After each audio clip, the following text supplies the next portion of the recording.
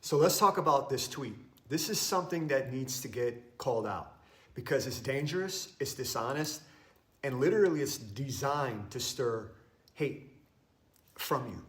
Dan Bilzerian, yes, the shirtless Instagram guy who got what, a $100 million trust fund from his criminal daddy, thinks this makes him a philosopher, decided to tweet this. Jews are the most privileged group in America, and yet they still pretend to be victims. Okay? And according to another viral post, he said that Jewish religion allows rape and murder. You think that you're better than other people, and you think it's okay to lie to anybody that's not a Jew. You think it's okay to steal from people that are not a Jew. You have two sets of standards. The problem with that is it allows you to rationalize anything, right? And human beings are generally self-serving creatures. So if your fundamental religious belief system allows you to operate in such a way that you believe there isn't consequences to stealing from other people, killing other people, raping, kids that are under 9 years old, like if you think those things are okay, then, how are you going to operate? Because to me, like, my moral code keeps me on track. Lies, sick, twisted lies in this video. Now here's what he won't tell you. Let's break it all down. First, the privileged lie, okay? Jews weren't handed the United States. Many of their grandparents fled pogroms and camps. They showed up with nothing but trauma, and they still built businesses, won Nobel Peace Prizes, and led civil rights movements to help African Americans and women. They didn't inherit the game. They rebuilt after losing all of it. Dan calls that privilege. This is a guy who literally lost all of his dad's stolen money, essentially, through parties for Instagram clout. And now he's lecturing Jews on hard work and victimhood. That's like a lottery winner mocking a janitor for not getting rich. Second, the slander about Jewish faith. As a Jewish man, let's make this clear. Judaism does not allow child rape or murder, period. Full stop. Anyone saying otherwise is either quoting out of context, mistranslations from medieval texts, or inventing a blood libel, like it's 1492 all over again. There is no Jewish commandment, no rabbinical teaching, no legal justification in halacha, Jewish law that allows harming children. In fact, piach nafish, the preservation of life, overrides almost every Jewish law. That's how serious Jewish values are about ethics and life.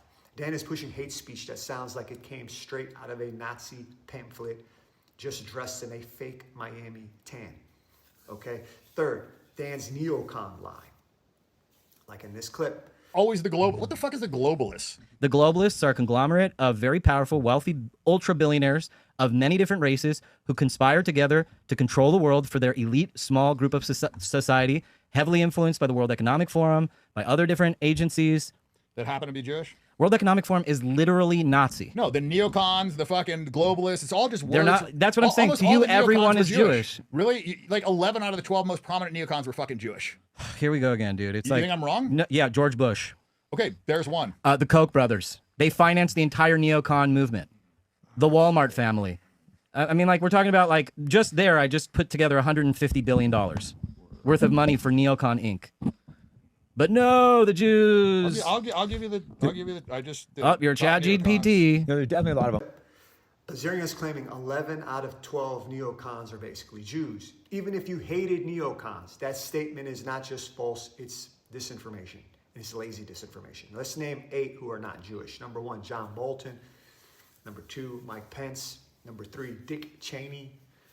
Number 4, Condoleezza Rice. Number 5, Donald Rumsfeld. And number 6, Paul Wolfowitz. Yes, he is Jewish, but he's one out of many. 7, James Woosley. Number 8, Tom Cotton. Thank you for your service, sir. Okay? He's a Christian Baptist. That's what?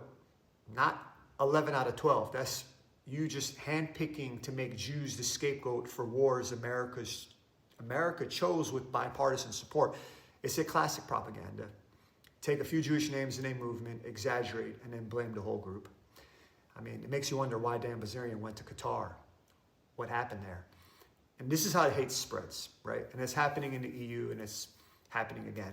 And finally, let's talk about projection, okay? Dan calls the Jews privilege. Maybe Qatar's paying him. Who knows? He has a lot of debt.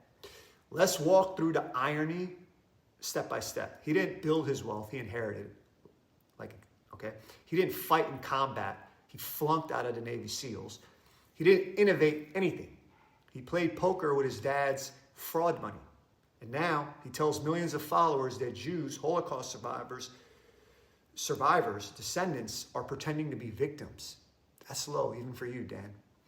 And this is what every Jewish person hears in their head when people like Dan talk. Hi, I'm Dan. I got $100 million from my trashy criminal father who bought a bunch of guns, posted half naked with models, and now I think I'm oppressed because the world doesn't admire me. But hey, Jews are the privileged ones, right? Cringy, Dan. You can't make this up. But let's do another fact check. Dan Bilzerian isn't just misinformed. He's saying stuff that's dangerous. He's using the oldest trick in the hate playbook. Lie about Jewish values, exaggerate about Jewish influence, then cry foul when people hold you accountable, right? We've seen this before, and we're not going to stay silent at this point, right? So if you're tired of this disinformation, that a lot of it is just old stuff regurgitated, if you're done with the trust fund clowns slandering your heritage, if you believe in facts over hate, please, right now, share this video with at least 5-6 friends. Call this out. Join my movement. Subscribe to this page.